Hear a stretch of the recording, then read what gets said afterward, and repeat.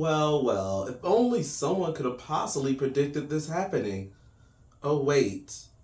Let's talk about it. For the last few years, trans people and which bathrooms they should and shouldn't use has been like a hot debate. And here in at least the last 2 or 3 years, some states in the United States and the UK have passed laws basically saying that you have to use the bathroom of the gender you were born as. So basically your biological gender. These laws are very clearly meant to target trans individuals who prefer to use the bathroom of what they identify as or what they've medically transitioned into. Along with a lot of other things, trans people have been screaming at the top of their lungs that this law is not just going to affect trans people, it's also going to affect anyone who is gender non-conforming or who doesn't conform to the traditional roles of femininity or masculinity. So think guys like me who dress feminine with long hair, or masculine lesbians who particularly dress a certain way or dress masculine. And every time this was brought up, people kept saying, no, this is not going to happen. We can always look and tell someone's gender 100% of the time. We're 100% right. We can always look at someone and tell their gender. We can always look. We can always tell. Well, here we are years later, and we have incidents like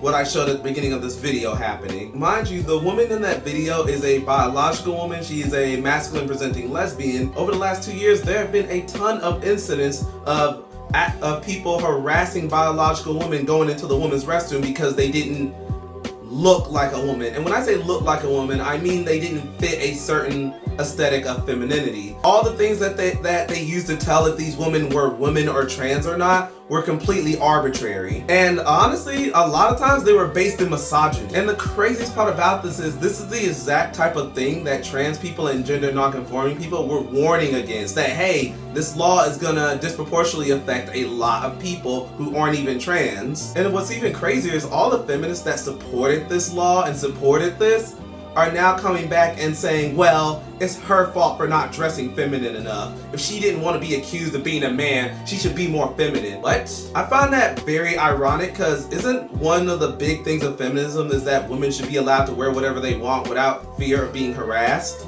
And now a lot of you are turning around and saying, well, if they don't want to be harassed, they should dress more feminine. And even gay men like me who are speaking up on it, they're telling me, well, it's your fault for dressing feminine. If you didn't wear wigs and lace fronts, you wouldn't be getting harassed. If you were a real man, you wouldn't be getting harassed. And both those statements coming from feminists is so ironic, because like, isn't it interesting how if you go far enough along down the feminist pipeline, eventually you loop right back around to misogyny and homophobia? The whole point of this video is just to say this law is stupid and it's gonna just get more and more people harassed unjustly.